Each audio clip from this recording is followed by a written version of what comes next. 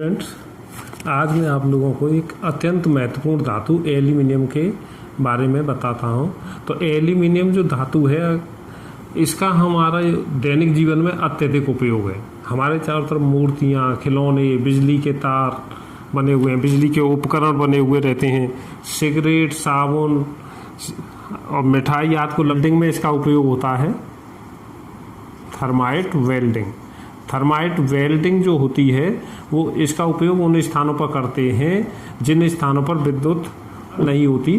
तो ये पॉट बना होता है, इसमें Fe और Al का चूर्ण भरा रहता है और मैग्नीशियम का रिबन लगा देते हैं। इसके लिए इसमें एक नीचे छिद्र बना रहता है, जो फायर प्रूफ रहती है। पॉट जो होता है फायर प्रूफ रहता है। इसमें जिस गर्डर पर वेल्डिंग करना है उसके ऊपर रख दिया जाता है, मैग्नीशियम रिबन को जला देते हैं, जिससे ये एल्यूमिनियम जलने लगता है और फेरिक आयरन जो पिघल, इससे अत्यधिक ऊष्मा उत्पन्न होगी जिससे आयरन पिघल जाता है और ये वेल्डिंग हो जाती है।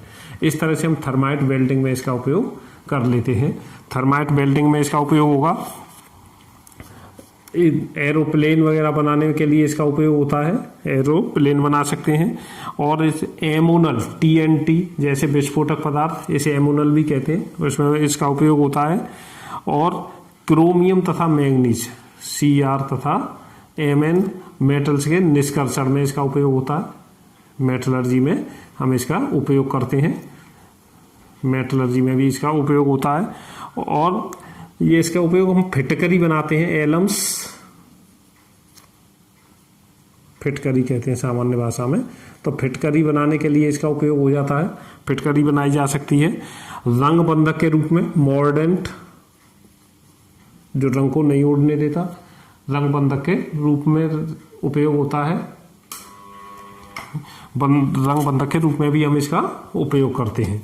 इस तरह से इस एल्यूमिनियम के हमारे वाइडली यूज है, बहुत अधिक उपयोग है। तो एल्यूमिनियम को हम किस प्रकार से निष्कर्षण करते हैं, एल्यूमिनियम हमारा, तो एल्यूमिनियम पृथ्वी के अंदर, भूपर्पटी के अंदर धातुओं में सबसे अधिक पाई जाने वाली धातु होती है। सबसे अधिक यह भूपर्पटी में लगभग 8.3%, भूपर्पटी में इसका 8.3% ये उपस्थित रहता है। तत्वों के अनुसार ये तीसरे स्थान पर आता है, तत्वों के अनुसार, उपलब्धता के अनुसार इसका तीसरा स्थान है।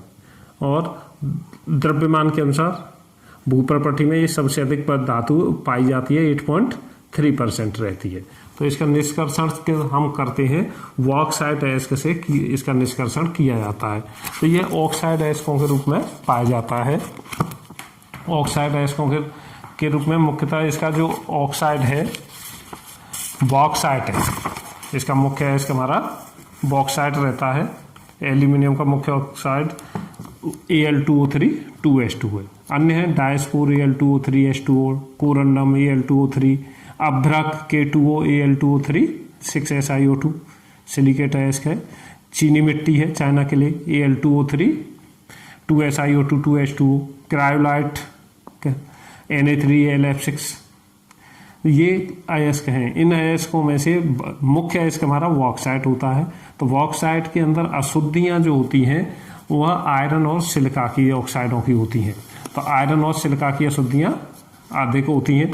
यदि बॉक्साइट अयस्क में आयरन की अशुद्धि अधिक होती है तब हम उसे NaOH के साथ गलाते हैं और गला करके उसे जल जिससे अशुद्धियां अप्रभावित रहेंगी और बॉक्साइट हमारा मेल्ट हो जाता है, पिघल जाता है और सोडियम मेटा एल्यूमिनेट घुलनशील एक लवण बना लेता है। इसे छानकर हम अलग कर लेते हैं इसे, और जल मिलाने पर एल्यूमिनियम हाइड्रोक्साइड का सफ़ेद अवक्षेप बनेगा। इसे छानकर, धोकर और सुखाकर एल्यूमिना प्राप्त कर लेते हैं। इस तरह से एल्यूमिना बनेगा। सरपेक विधि का उपयोग उस परिस्थितियों में किया जाता है जब सिलिका की अशुद्धि अधिक होती है। तब हम इसे कार्बन मिला करके, कोक मिला करके नाइट्रोजन गैस प्रवाहित करेंगे और 1800 डिग्री सेल्सियस पर इसे विद्युत भट्टी में पिघलाते हैं। पिघलाने पर इसमें एल्यूमिनियम नाइट्राइड बनता है। एल्यूमिनियम नाइट्राइड में जल मिलाने पर एल्यूमिनियम हाइड्रोक्साइड का सफ़ेद अवक्षेप प्राप्त होगा। इसे छानकर, धोकर और सुखाकर एल्यूमिना प्राप्त कर लेते हैं। हाल विधि का उपयोग किया जाएगा। हाल विधि का उपयोग करते हैं, ये दोनों ही अशुद्धियां उपस्थित होती हैं। आयरन तथा सिलिकॉन दोनों की अशुद्धियाँ उपस्थित होती हैं, तब हम इसे सोडियम कार्बोनेट के साथ पिघलाते हैं और गला करके जल मिलाकर और CO2 गैस प्रवाहित करके छान लेते हैं। सोडियम मेटा एल्यूमिनेट निकलेगा, अशुद्धियाँ प्रभावित रहेंगी, उन्हें छानकर पृथक कर दिया जाता है।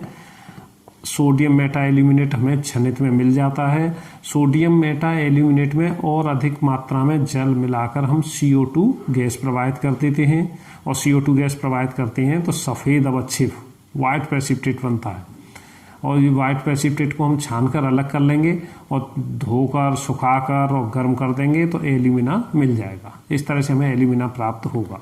तो बॉक्साइट का शोधन हम 3 विधियों से, वेयर विधि, सरपेक विधि और हॉल विधि। इसके लिए कंडीशनें थी, आयरन की अशुद्धि अधिक होती है तो वेयर विधि का प्रयोग करेंगे, सिलिका की अशुद्धि अधिक होती है तो सरपेक विधि का प्रयोग किया जाता है, दोनों अशुद्धियाँ होती हैं तो हॉल विधि का।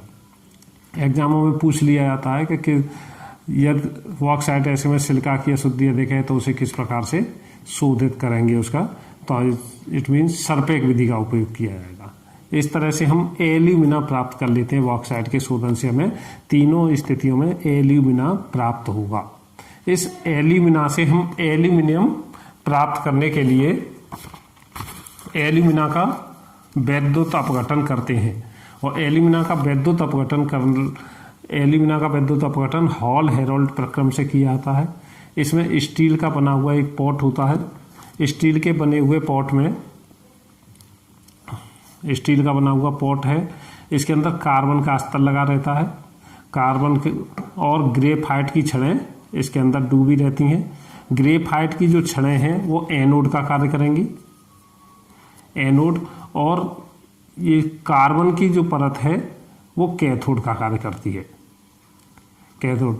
इसमें क्रायोलाइट, एल्यूमिना और फ्लोरोस्पार तीनों का मिश्रण इसमें मिला दिया जाता है।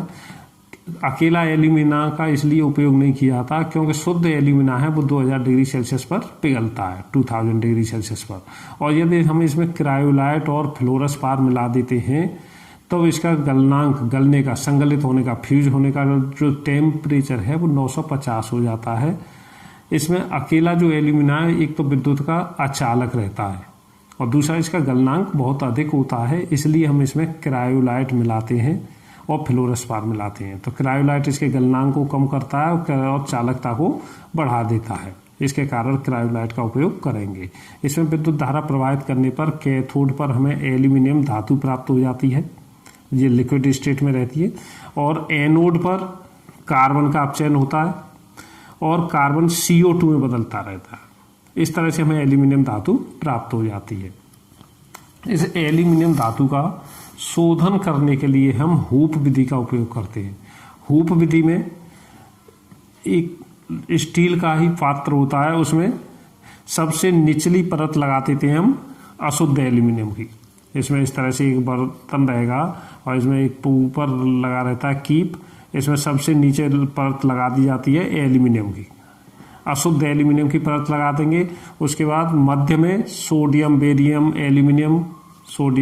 एल्यूमिनियम के फ्लोराइडों को रखते हैं और सबसे ऊपर रखा जाता है शुद्ध एल्यूमिनियम की परत को, और इसमें ग्रेफाइट की छड़ें लगी रहती हैं। इसमें विद्युत धारा जब प्रवाहित करते हैं तो निचली परत से शुद्ध धातु हमारी ऊपरी परत में आती जाती है, जिससे हमें शुद्ध एल्यूमिनियम ऊपरी परत से प्राप्त होता रहता है। नीचे की परत में एल्यूमिनियम, अशुद्ध एल्यूमिनियम को ऊपर से डालते जाते हैं इस कीप के द्वारा, जिससे वो नीचे पहुंच जाता है और हमें शुद्ध धातु प्राप्त होती रहती है। ये एल्यूमिनियम, इस प्रकार से हमें शुद्ध एल्यूमिनियम प्राप्त हो जाता है। एल्यूमिनियम जो धातु है, एल्यूमिनियम धातु का मेल्टिंग पॉइंट होता है 660 डिग्री सेल्सियस, 660 डिग्री सेल्सियस होता है। इसका बॉइलिंग पॉइंट 2470 डिग्री सेल्सियस होता है और डेंसिटी 2.7 है। बहुत हल्की धातु होती है। यह मैग्नीशियम, ड्यूरेलियम, आर्टिफिशियल गोल्ड जैसी मिश्र धातुएं भी बनाती है। इसका उपयोग मैं प्रारंभ में ही बता चुका हूँ, थर्माइट वेल्डिंग में भी करेंगे। एमोनल TNT विस्फोटक पदार्थ है, उसमें किया जाता है। फॉइल्स बनाने में, पेंट बनाने में उपयोग होता है। इस प्रकार से एल्यूमिनियम हमारे लिए बहुत महत्वपूर्ण धातु है और इस एल्यूमिनियम से रिलेटेड क्वेश्चन हमारे JEE वाले और नीट वाले IIT जैसे एग्जामों में, कंपटीशनों में अक्सर पूछे जाते हैं, इसलिए हमारे लिए बहुत ही महत्वपूर्ण रहता है। Thank you.